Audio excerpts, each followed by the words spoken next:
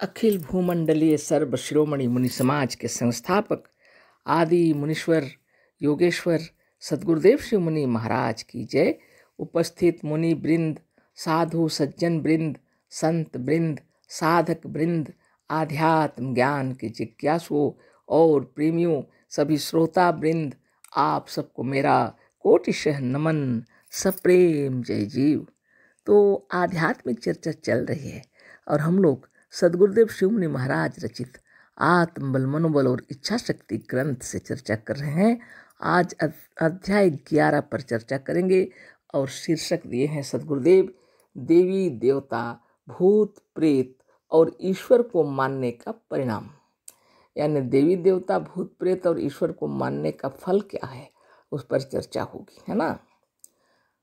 सद्गुरुदेव जो लिखे हैं पढ़ते हैं। भूत प्रेत वास्तव में नहीं है, पर संसार में इनका प्रभाव देखने में आता है। इसका कारण है कल्पना, अंधविश्वास और भय। भूतों और प्रेतों को पूजा मानकर या चढ़ाकर कितने जंगली जाति के सचमुच कभी कभी कुछ ना कुछ सफल मनोरथ हुए देखे गए हैं। बात यह है कि फल तो मिलता है अपने विश्वास से, पर मूर्ख लोग जानते हैं कि इस वृक्ष पर के भूत या ब्रह्म की कृपा है। अब प्रश्न यह है कि भूत झूठ ही क्यों न हो, यदि उनका विश्वास करने में हमारा लाभ है तो विश्वास क्यों न करें। यह ठीक नहीं है। भूतों को मानने से लाभ बहुत कम और हानि बहुत अधिक है। भूतों को मानकर, भूतों पर विश्वास करके लोग जितना बीमार पड़ते, मरते और ठगे जाते हैं, उनका शतांश भी लोग भूतों द्वारा लाभ नहीं उठा सकते। सद्गुरुदेव शिव मुनि महाराज की जय, है ना। सद्गुरुदेव बतला रहे हैं कि वास्तव में भूत नहीं है, लेकिन इनका प्रभाव जगत में देखने में आता है। और यह सब क्या है, सिर्फ कल्पना है, अंधविश्वास है ना। भूतों और प्रेतों को मान करके लोग जो चढ़ाते हैं, बलि देते हैं और उससे उन लोग का फल दिखता है, कहते हैं हमारी मनोकामना पूर्ण हुई। हाँ, ये कुछ लोगों की पूर्ण होती है थोड़ी बहुत, लेकिन सद्गुरुदेव कह रहे हैं यह सिर्फ विश्वास है ना। वास्तव में अपने विश्वास का फल प्राप्त होता है। तो मूर्ख लोग सोचते हैं कि यह वृक्ष में भूत रहते हैं और इसी ब्रह्म की कृपा है। ये सब होता है। अब प्रश्न यह है कि झूठ मूठ का भूत क्यों माने। लेकिन कहते हैं कि जो भी हो, भूत प्रेत को मानने से इससे मेरा फायदा तो हुआ ना, लाभ हुआ कहते हैं। तो सद्गुरु कहते हैं इससे जितना लाभ आप बता रहे हैं उससे ज़्यादा हानि होती है ना। लोग ठगे जाते हैं, उसके सहस्रांश अंश में से थोड़ा भी लाभ उठा नहीं सकते। तो इन झूठे भूतों की प्रतिनिधि ओझा सोखा इन मूर्खों को रोज डराया करते हैं।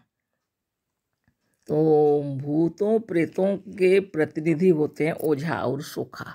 वही लोग बताते हैं लोगों को कि तुम्हारा ये भूत लगा, वो लगा, अभी पढ़ते हैं, है ना। इन झूठे भूतों के प्रतिनिधि ओझा सोखा इन मूर्खों को रोज डराया करते हैं।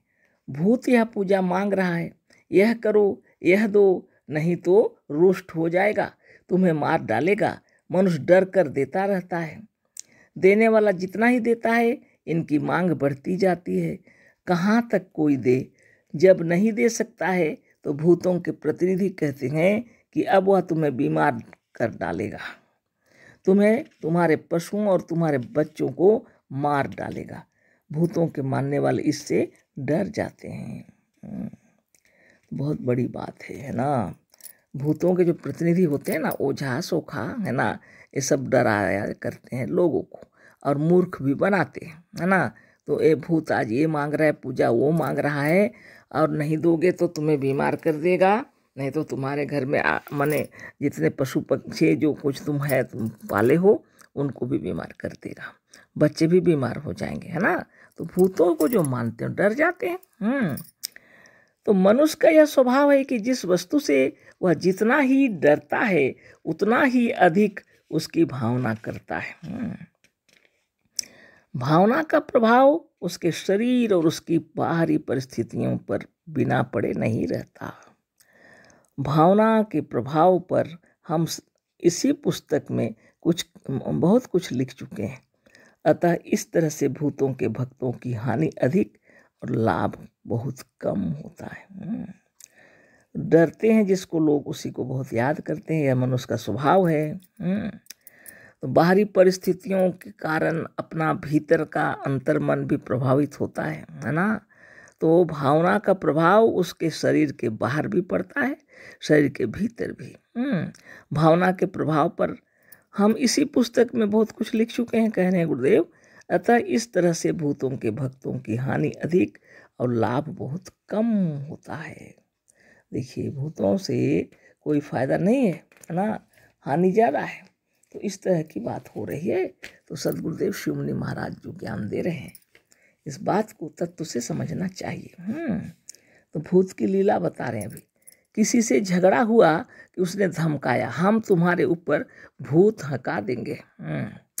शत्रु ने एक ओझा बुलाया कि भूतों को मानने वालों का कलेजा कांपने लगता है।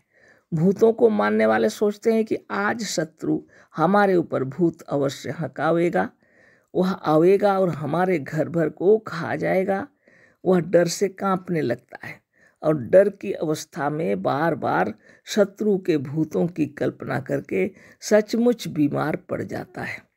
फिर वह और उसके घर के लोग महीनों तक अनेक प्रकार का कष्ट उठाते और रोते रहते हैं, कितने तो मर भी जाते हैं, है ना। ये स्थिति है भूत मानने वालों की। तो बहुत बड़ी बात है भूतों की लीला। गुरुदेव कह रहे हैं, यदि कोई धमकाया, झगड़े हो गए तो किसी ने कह दिया, धमकी दिया, देखो हम भूत हका देंगे, हाँ ना, ओझा बुला देता है तो डरने लगते हैं और शत्रु के विरोधी पार्टी, है ना। सोचते सोचते वो बीमार हो जाते हैं, महीनों दिन के अंदर उनके घर में बीमार शुरू हो जाते हैं, कोई मर भी जाते हैं तो रोने बिलखने लगते हैं। अब इस डरे हुए को भी दूसरे ओझा को बुलाना पड़ता है। तो ये जो डर गया वह सोचता है कि अब दूसरा ओझा बुला ले, है ना। अब इस डरे हुए को भी दूसरे ओझा को बुलाना पड़ता है। वह भूतों को भगाने के बहाने खूब ठगता है। तो दूसरा ओझा आता है, भूत भगाने के नाम पर इन लोगों से खूब ठग लेता है ना। खूब ठग लेता है, इनको जितना चाहिए उतना दान दक्षिणा क्या क्या नहीं ले लेता है ना। कभी कभी भूतों की पूजा के पीछे इतना ऋण हो जाता है कि इनका घर द्वार भी बिक जाता है। भूत भगाने के चक्कर में कभी कभी इतना ऋण हो जाता है कि क्या करें बेचारे, ऋणी हो जाते हैं, घर द्वार बिक जाता है। ऋण चुकाने के भी परेशानी छूट जाती है तो घर द्वार भी बिक जाता है। भूतों के मानने वालों को, है ना, रास्ते रास्ते भूत दिखाई देते और सताते हैं। जो भूत मानते हैं जो लोग, वो लोग को रास्ते रास्ते भूते दिखाई देते हैं और इन लोग को ये सताते भी हैं। रात को स्वप्न में भी इन भूतों के मानने वालों की छाती पर भूत सवार हो जाते हैं और हुमचाते हैं। विचित्र बात है, ये रात्रि में जब सोए रहते हैं तब भी इनका मन ऐसा लगता है कि इनकी छाती पे भूत सवार हो गया है और हुमच रहा है इन लोग को, है ना, हुमचाता है। लिखे गुरुदेव, कभी कभी गला भी दबाते हैं।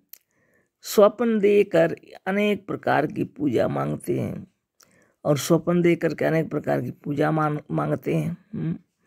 कहाँ तक कोई पूजा दे, वह मुश्किल की बात हो जाती है। कहाँ तक कोई पूजा दे, ना देने पर भूत कुपित होते और अनेक प्रकार का कष्ट देते हैं। अब नहीं देते हैं तो भूत कुपित होकर अनेक प्रकार का कष्ट देते हैं। तो भूत क्या कुपित होंगे ना, क्या कष्ट देंगे। मनुष्य डरता है बहुत, है ना। तो सोचता है कि भूत, अब भयभीत हो जाता है जब सोचता है कि भूत बहुत क्रोधित हो गए हैं, अब हमें तो जरूर कष्ट देंगे, और ये विश्वास इनका दृढ़ हो जाता है। पर जिनका दृढ़ विश्वास है कि भूत नहीं है, उनका ये भूत कुछ नहीं कर सकते। लेकिन जो लोग वास्तव में भूत नहीं मानते हैं और भूतों पर विश्वास भी नहीं करते हैं और दृढ़ विश्वास है उनका कि भूत नहीं है, उनका ये भूत कुछ नहीं कर सकते। उनसे ना पूजा मांगते हैं ना उनको सताते हैं। ऐसे व्यक्तियों को माने कोई चिंता करने की बात नहीं है, क्योंकि भूत उनको सता ही नहीं सकते। भूत हैं जो सताएंगे, है ना, और ना पूजा मांगेंगे। ये तो मनुष्यों का सब खेल है। और ना किसी के हकाने पर उनके पास जाते हैं। अतः भूतों को ना मानने वाले ही मजे में रहते हैं। इसलिए सदगुरुदेव कहते हैं जो भूतों को नहीं मानते हैं वो ही मजे में रहते हैं। हमने एक बार 4-5 भूतों के प्रतिनिधियों या ओझाओं को बुलाया और कहा कि तुम अपने भूत को हमारे ऊपर हका दो, हमें बीमार डाल दो। तो उन्होंने कहा कि आप जैसे ब्राह्मणों के निकट भूत नहीं जा सकते। ओझाओं में एक ब्राह्मण ओझा भी था। हमने कहा कि तुम अपने ब्रह्म को कहो कि हमें दुख दे। उसने कहा कि हमारा प्रेत ब्रह्मज्ञानी ब्राह्मणों को नहीं सता सकता। सच्ची बात यह है कि भूत सताता है उन्हीं को जो उनका अस्तित्व मानते हैं।